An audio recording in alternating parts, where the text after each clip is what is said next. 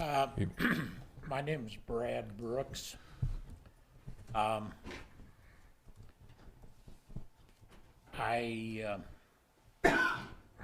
regret that I wasn't able to attend your session here. I think it was on the 9th.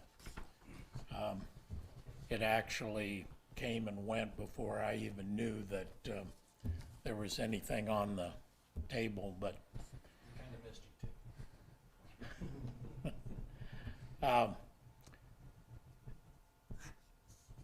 none of this is easy. But at the end of the day, when we had the bond issue up for election, and it did not fail. But when I went out and knocked on doors, and I don't know, I would guess I talked to 150 people maybe.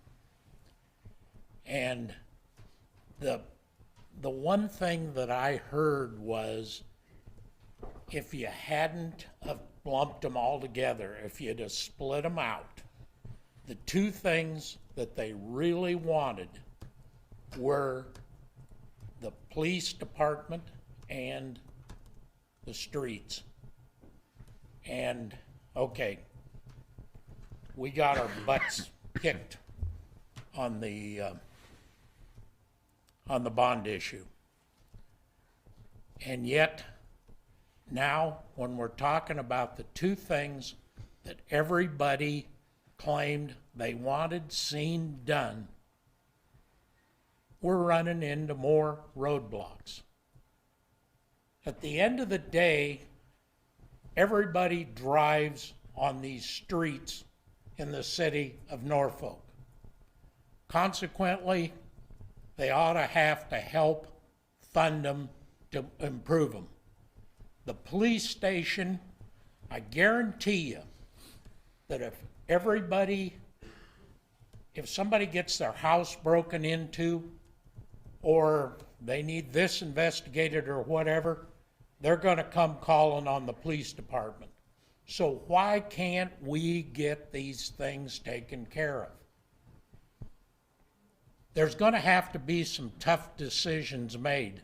And I know some of the stuff that I'm advocating for is not real popular. That's fine. I got some big shoulders. You can lay it on me. But something has to be done.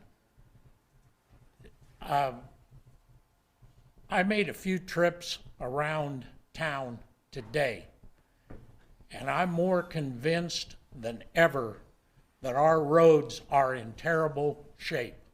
I don't know what we did in the last 15, 20 years, but obviously some of the money that was spent on streets wasn't spent wisely. And the police station, I guarantee you, that has got to be taken care of. It's got to be paid for. Some of this stuff is tough, but we're not going to have anything budget-wise that we can do as far as a new budget. That's still 5-6 months out. We've got to make some decisions to do some things now. And if anybody's got any questions, comments for me, go ahead. Some things we talk about is if, do we wait 2 years and pay for the PD with the sales tax because it pays it off in 4 years versus 20? Can we afford to wait that long? Then what are we going to do inside the budget for the roads? Those are kind of the conversations going on. So when someone says that the city's going to make up their mind, they know what they're going to do, and they're going to, so it doesn't help to come and give your 2 cents. We really are looking for public input on how best to go about these. We're pretty passionate about the police department and the roads ourselves, so your input is welcome. The community's input is welcome. But sales tax, we've talked, if we wait 2 years, I think we have to wait because of the election passed the failed bond issue. I think we have to wait 2 years. And then It only puts it on a 4-year note versus doing a 20-year, 15-year note. So there's some things we've talked about.